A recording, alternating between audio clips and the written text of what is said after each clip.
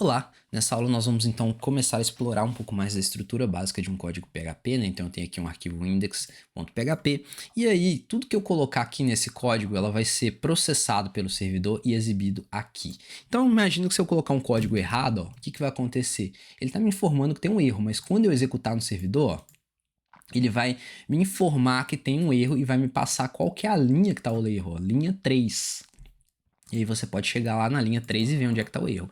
É claro que se você estiver usando uma IDE boa, né, a IDE já vai te mostrar antes de você compilar, né? Bom, nós aprendemos nas aulas passadas o comando básico do PHP, que é o comando echo, né? Echo, quando a gente executa esse comando, ó, ele vai, teoricamente, exibir. Aqui, no caso, ele está dando um erro, por quê? Porque eu esqueci de fechar a linha com ponto e vírgula, né? Em PHP, todas as linhas precisam ser finalizadas com ponto e vírgula, né? E eu sempre tenho que deixar uma linha em branco no final, né? E aí ele vai exibir o meu código que eu quero exibir. Deixa eu só esconder isso aqui, que a gente não está utilizando o Champ por enquanto.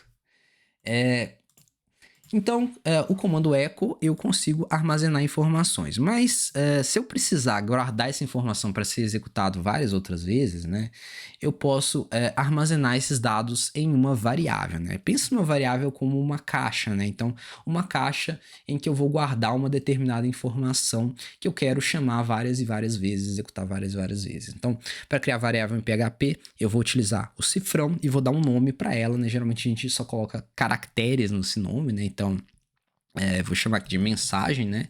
Em minúsculo, né? Você pode colocar números, né? Mas esses números não podem estar não pode ser a primeira letra desse, não pode ser o primeiro caractere depois, né? E você pode colocar também o underline, né? Então, em geral, a gente só coloca letras, né? Talvez números se necessários e underline para separar os nossos dados, nosso nome de variável, né? Vamos fazer da maneira mais simples por enquanto. Então, uma variável ela pode receber qualquer valor, né? Então, ela vai receber símbolo de igual aqui, né? Que a gente não chama de igual em programação, isso é um símbolo de atribuição. Então, nesse caso aqui, eu estou atribuindo o valor 1, ele está dando um erro aqui. Tá, provavelmente é um erro. Ah, tá, porque eu tenho que salvar, né? Então, nesse caso aqui, eu estou atribuindo o valor 1 à minha variável mensagem, né? Variável não vai exibir nada, né? Então, não vai dar diferença nenhuma no código, né? Mas eu posso imprimi-la utilizando o comando echo e passando o nome da variável, né? Echo mensagem. Ok? Ele vai imprimir o meu valor. Bom, em variáveis eu posso armazenar diversos tipos de dados, né? Então, não sei se vocês perceberam, mas quando a gente quer escrever uma mensagem, eu não posso colocar ela sem declarar entre chaves, né? Porque ele vai dar um erro de código, né? Então, um erro fatal, eu não posso fazer isso. Então, toda vez que eu quero passar um texto para uma variável, eu preciso passar esse texto ou entre aspas ou entre apóstrofos, né? Que é o que a gente chama de aspas simples ou aspas duplas, né? Quando eu uso um, quando eu uso o outro. Isso é um pouco mais complicado. A gente pode intercalar variáveis, por isso a gente usa aspas, né? Ou a gente pode utilizar texto mais simples, a gente usa apóstrofos, né? Em geral, apóstrofos têm um processamento mais rápido, né? Mas em alguns casos a gente pode precisar de aspas, ok? Tá, vamos mostrar um exemplo disso. Ó. Vamos criar aqui uma variável, né? Olá, e aí eu vou deixar um espaço em branco, né? Para eu colocar o nome da pessoa que eu quero. E aqui eu vou colocar um nome.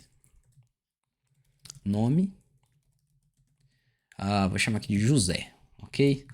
E eu quero exibir a mensagem, olá José. Então, eu posso fazer isso da seguinte forma, eu posso colocar aqui, olá, nome, ok? Se eu fizer com apóstrofo, ele vai exibir só os caracteres, vai ficar olá, nome, não é o que eu quero exibir uma variável. Então, para eu exibir uma variável, eu vou colocar aspas, entre todo o conteúdo, aí ele já vai intercalar, interpretar que eu estou tratando com variáveis, né? A gente só tem que tomar cuidado que, caso a gente queira utilizar apóstrofos dentro do nosso código, a gente não pode intercalar, não pode utilizar aspas ou apóstrofos, né? Então a gente sempre intercala. Então, se eu quero colocar apóstrofos, eu tenho que declarar tudo entre aspas, né? Então vai interpretar e exibir corretamente, ok? Isso é um pouco complicado, né? Mas dessa forma a gente consegue entender um pouco melhor como que a gente trata declaração de textos. Bom, quando a gente aplica um texto a uma variável, a gente costuma dizer que isso é uma string, né? O que é uma string? Deixa eu até escrever aqui string, que vocês vão ver muito esse nome. String é uma coleção de caracteres, né? Isso se difere muito do que a gente chama de uma variável numérica, né? Uma variável numérica, ela não é declarada entre aspas, né? Apesar que se eu fizer isso aqui, eu não estou declarando um número, eu estou declarando uma string, né? Mas isso aqui é um número, ok? Então, as variáveis em PHP e em outras linguagens de programação, elas vão receber tipos diferentes. Eu tenho números decimais, né? Então, decimais recebe, por exemplo, 1.1, etc, né? Então, isso é um pouco diferente. E eu tenho outros tipos de dados também, como por exemplo, eu tenho dados que a gente chama de booleanos, né? Então, um dado booleano, ele vai indicar se ele é verdadeiro ou falso, né? Deixa eu colocar aqui, booleano. Pode receber true. Deixa eu ver se é minúsculo, né? Eu acho que é minúsculo. True ou false, né? Verdadeiro ou falso, né? Vou chamar aqui de booleano false. Ok? Qual que é a diferença de um para o outro? A gente vai precisar muito dessas variáveis booleanas porque elas vão ser utilizadas para que possamos executar estruturas condicionais, estruturas de repetição, né? E a gente vai avaliar se uma condição é verdadeira ou falsa, então a gente vai precisar desse tipo de dado, né? E aí, vamos falar mais sobre isso mais para frente, né, para a gente não avançar muito nesse caso, né? Mas simplesmente saibam que nós podemos criar variáveis que são verdadeiras ou falsas. Nesse caso aqui não é uma string, é um tipo de dado que é verdadeiro ou falso, né? E a gente vai usar muito isso mais para frente, ok?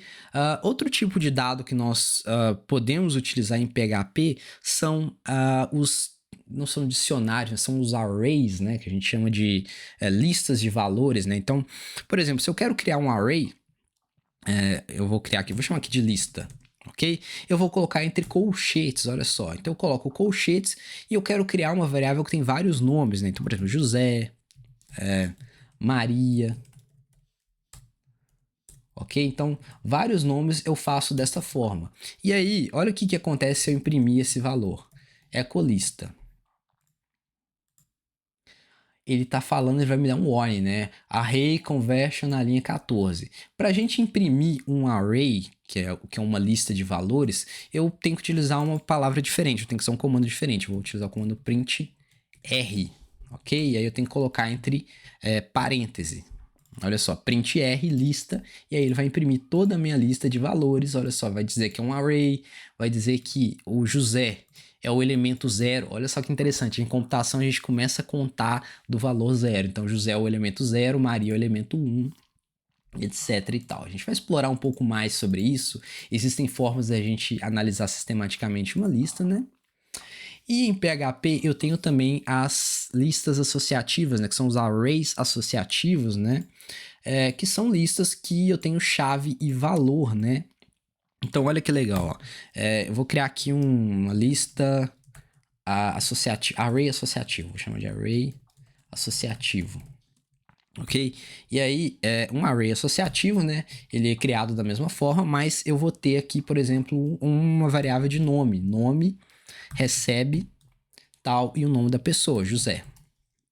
Ok? E aí eu posso criar aqui o sobrenome